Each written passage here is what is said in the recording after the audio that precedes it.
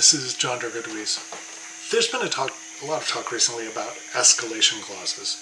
It's not really an escalation clause in our case in Washington. It's an escalation addendum, and it's actually a 2-page document. But people always ask about them and how they work, so I'm going to try and break down some of the basics of it, at least the way they are here in Washington. Basically, an escalation addendum says that you are offering a certain base price, but you will go up to as high as another price. You will beat out competing offer by a certain amount up to this maximum. So we'll get into an example a little bit later. Some of the mechanics of it is when you do this, and if they choose to accept your offer based on the escalated price, they actually have to provide a copy, meaning the seller and the seller's agent, have to provide a copy of the competing offer that was used to escalate yours up to the point that it was at. They have to do that within, well, immediately, or you can give them notice. If they fail to provide it, you actually get it at the non-escalated price. There's a lot of intricacies of how it gets done. But the real intricacy gets into determining what the price you're going to pay actually is. And in the case right now, sometimes in this market, we'll have 3 or 4 offers, some of them multiple ones that have escalation clauses. So it can get really complicated. So we're going to take a relatively simple example here.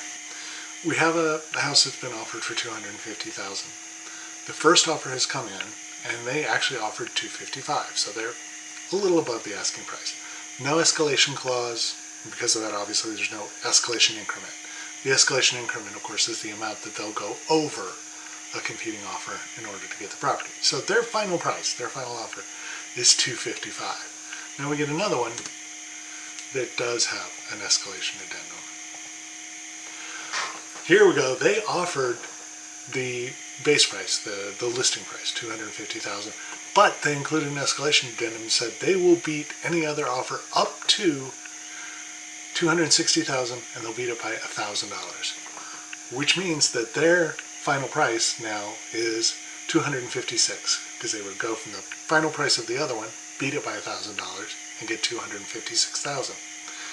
Now we've got the third one that comes in. I'm not going to go back to these other two quite per se, because this one is going to end up being the winner. Here we have base price again was $250,000, the listing price. They said their maximum is $265,000, and they'll beat any other offer by $2,000. So their final price is actually $262,000. Now, sharp people are going to go, hey, why isn't it $258,000? Why isn't it $2,000 over the final price of the other one? Because if you have 2 or more escalation offers with escalation clauses, you immediately jump up to the fully escalated price of the other.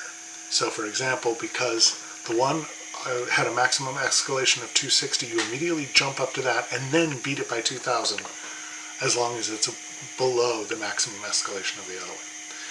Now if you get things with multiple escalation clauses that actually escalate up to the same amount, it gets really confusing and almost impossible. You usually have to go back and say, hey look, redo this, best and final, that sort of thing. So that's a little bit more about how the math of escalation clauses work.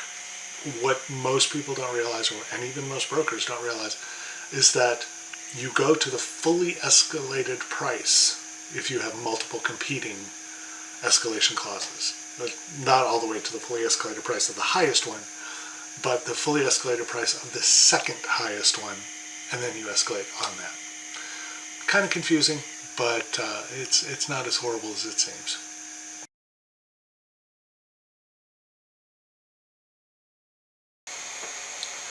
So that's a little bit about the math of how escalation clauses work and a little bit of the mechanics of it in the beginning. There's kind of 2 warnings I wanted to give people on it. One is if you had a really unscrupulous seller and seller's broker, and you sent in something with an escalation clause, like the one previously that said $265,000, They could theoretically just say, well, we're not going to even deal with the escalation clause and show any competing offers or anything. We're just going to send you a counteroffer at your max escalated price. There's nothing preventing them from doing that. Now, thankfully, I have not seen that happening because that would just be slimy and horrible. But it is a risk. It could happen. The second is that when somebody sends an offer with an escalation clause, if you're working with your broker and you write an offer with an escalation clause, you need to be fully prepared to pay that fully escalated price. You don't get a chance to change your mind and say, oh, I didn't think it was going to go that high. I don't want it really at that price. If that is the way it plays out, when they send you the signed offer and the competing offer, and assuming they've done the math right and everything, and it shows you paying that fully escalated price, you are under contract now.